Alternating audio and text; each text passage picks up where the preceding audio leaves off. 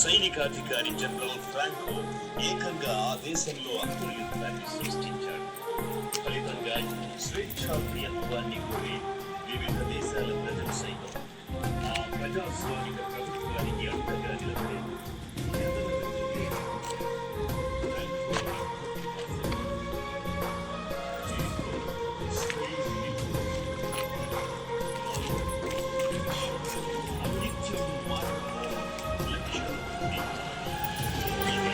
ప్రజాస్వామిక సైన్యంలోని ఓ యువ సైనికుడిని కదిలించింది.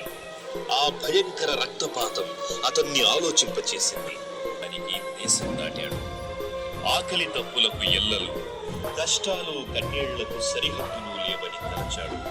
అందుకే 1952లో మన దేశంలోని మహారాష్ట్రకు చేరుకున్నాడు. నాసిక్ జిల్లా మన్మాడ్లో సేవా కార్యక్రమాలకు కేంద్రంగా మలుచుకున్నాడు. అవసరం వీళ్ళు కూడా ఆ ట్రైనింగ్ కోసమే వెళ్తున్నారు. మరి మీరందరూ కూడా పొదుపు సంఘం సభ్యులే కదా, ఈ విషయాలన్నీ మీరు కూడా శ్రద్ధగా వినాలి.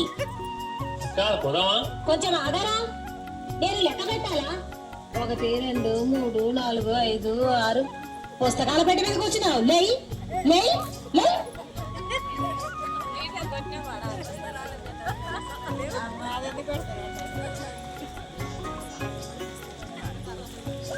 ఇంకొకరు రావాలా? ఎవరబ్బా? సుబ్బులు రాలే. ఎందుకు? వాడు ఆయన వద్దన్నాడు.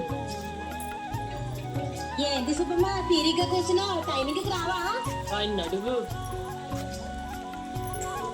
ఏంట్రా నీ పెళ్ళాన్ని టైమింగ్ పంపవా? ఇది లీడర్ల కాదురా, భూపంతా కావాలా? మీటింగ్లు చాలవని బయట ట్రైనింగ్లకి వెళ్తే సంసారాలు ఎప్పుడు చేసేది? ఏమిటండి ఆ మాట? లీడర్ ఒక్కరే ట్రైనింగ్ అయితే చాలా? డ్రైవర్ ఒక్కరుంటే చాలండి.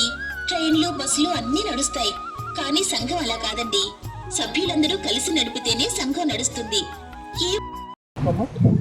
సంఘం కట్టుబాట్లు ఏంటంటే టైము, సంఘం ఏ రోజు మనం సంఘం మీటింగ్ ఏ రోజు పెట్టుకుంటామో, సమయము, తేదీ మరియు స్థలం ఎక్కడ పెట్టుకుంటామో నిర్ణయించుకోవాలి.